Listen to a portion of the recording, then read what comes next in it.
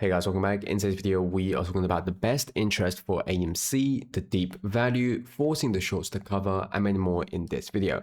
Now, first we're taking a look at this tweet from Adam Aaron, in which he talks about him writing an article explaining why he believes it's in the best interest of AMC that Paramount's acquisition of Warner Bros. Be approved. Now, already in the past before, we talked about how there potentially is a partnership between AMC, Adam Aaron, along with Paramount, wherever it's exclusive movies that are only going to be streamed on AMC, wherever it's other deals that will come through. This is something that we talked about that could potentially be in the works because Adam Aaron is actually one of the few that is supporting this as opposed to all the other theater CEOs. And along with this, we obviously are talking about what they are doing, what in terms of this acquisition could mean for AMC as well in a different perspective. However, one of the things I want to talk about is that in the article, again, I highly recommend you guys to take a look at it, he talks about the comebacks and he talks about AMC's part in making the comeback and making our company more efficient, finding new sources of revenue, and since 2020, investing more than $1 billion into maintaining and enhancing our fleet of theaters. Our reinvestments within our world include the AMC providing to our guests more premium screens, brighter laser projection, more comfortable and more spacious seatings, an increased commitment to booming sound systems, and more ambitious food and beverages offerings. So this is something we talked about along with the AMC Go plan, and this is essentially the AMC Go plan, where we talked about AMC is putting aside an allocation of money in order to create more premium theater screens, because ultimately through data, that's what they derive to what attracts audience the most. And we've seen it, and in terms of how it has played, one of the biggest reasons for why you're seeing record attendances, why you're seeing revenue attendances, revenue records, EBITDA records, is precisely because of the plans like this.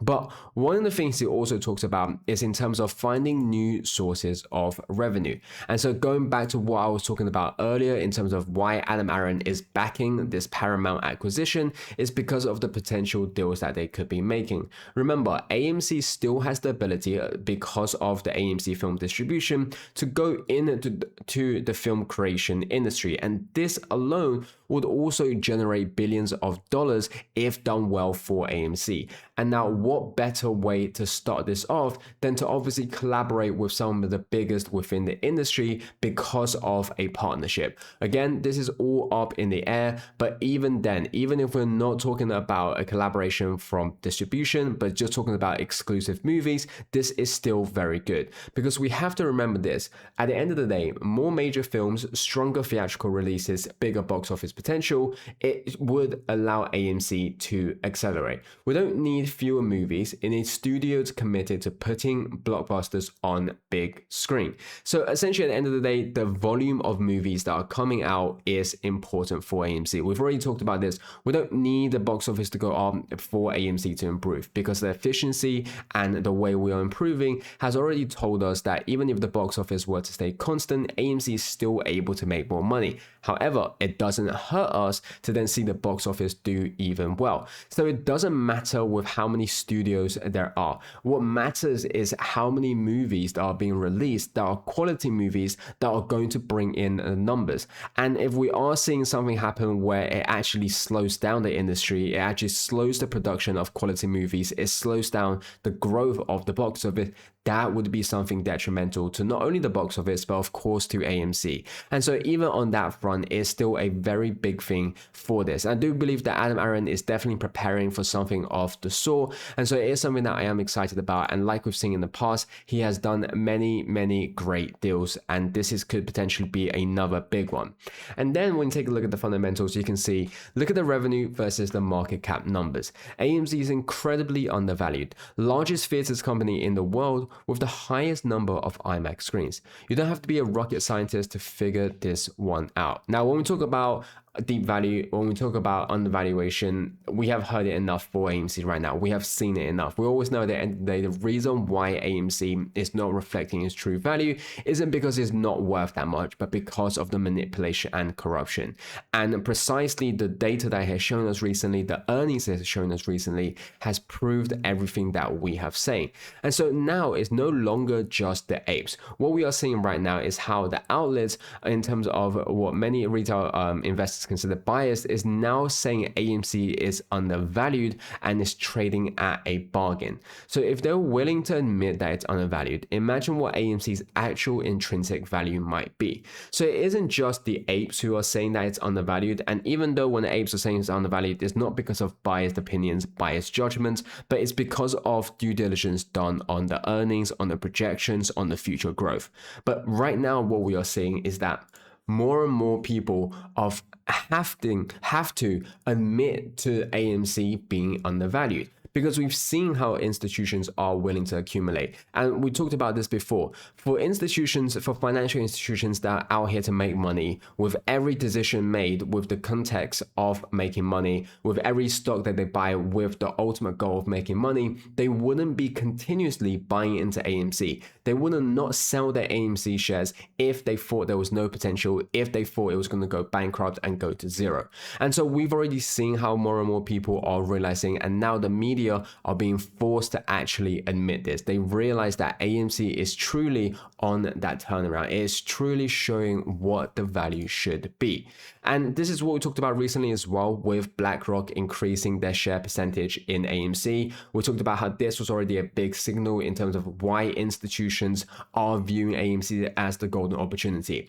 But saying this, what we can see is that it is very likely that BlackRock is still lending out the shares. However, when we talk about all the firms coming together, and we talked about this with Penwater, with Discovery, and what their ultimate goal is to bring the short squeeze to AMC, we could also see BlackRock joining along with this. We've seen Vanguard do the same, where they lend out these shares, but it's because it's very costly. We've seen how much shorts are willing to pay for shares, and so these institutions obviously want to make money. But at the end of the day, the key part here is making money. If they weigh it and they see that there is a big potential to squeeze AMC, and that they're going to make 10 times, 100 times, 1,000 times the money they can then lending out shares, they will obviously want AMC to squeeze. And we talked about this, BlackRock, Penwater, Discovery, it's as if they're taking turns lending their AMC shares and buying them back from distressed AMC short sellers. Aligns with the CTB yo-yo. Will there be more joining the club? Will they make a coordinated recall to launch the rocket? Because what we've ultimately seen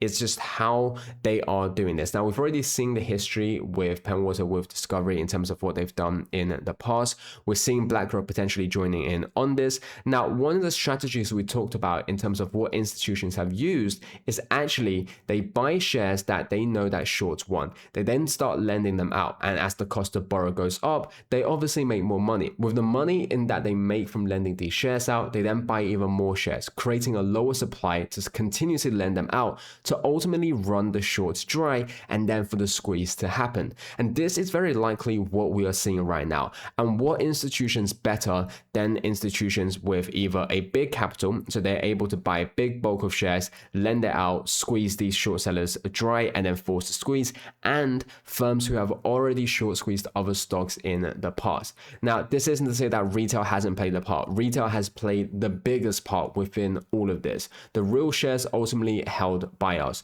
The reason why AMC is still alive, the reason why the squeeze is still alive, is because of the A's. But now it just looks like our interest has aligned with certain institutions who are also willing to put their money on the line, and this is obviously going to accelerate the whole process that we have talked about. And so we can see that BlackRock is going to squeeze AMC with the help of Penwater Capital. TA doesn't help when there are billions of synthetic shares. Keep charting, one day click a button, AMC runs to whatever price they want. But this is what we have to ultimately understand. All of these technical analysis you see, and once again, I am a big fan of technical analysis. We talked about technical analysis all the time in the channels before. We even talk about it on AMC. But you have to understand, there is no possible way for AMC to squeeze based on a technical base point. I do believe that there is ways to allow AMC to understand where it's going to go in the short term in terms of what the sentiment is, and we've seen this happen in the past before. But for the short squeeze to happen, it will be when all of these big institutions squeezes AMC, because they have ran the shorts dry along with the pressure that the retail has put into them. And so when we do see AMC move, it's going to be a very rapid ascension. In the past before, we have seen plenty of stocks which have gone up into the thousands in a few trading day. Now, AMC is obviously one of those and will be one of those, and very likely the only one to ever have a rapid movement as fast as when it does. And that's something I'm definitely excited for and of course waiting for as well. But this ultimately just reflects to the amount of synthetics that we talked about that exists on the system. We talk about where AMC is ultimately going to go. Wherever you think is $1,000, $3,000, $10,000, there all is a potential, because we've known how much money have been sunk into this. We've already talked about it in terms of the tens, hundreds of billions of dollars. But when we talk about all of the swaps, what we've seen of a various piece of data, it very likely could also go into the trillions. And so you understand where AMC is then going to go as a company. And recently we've seen the weakening in the algos, where we're seeing AMC obviously go up. Now that isn't because, suddenly people had a change of mind. Apes have always bought into AMC. AMC is of course still extremely undervalued despite what movement it's been having recently. But we also have to understand is that one of the things we've seen recently is the lack of pressure. And that really goes down to the fact that shorts are seeing their collaterals collapse everywhere right now.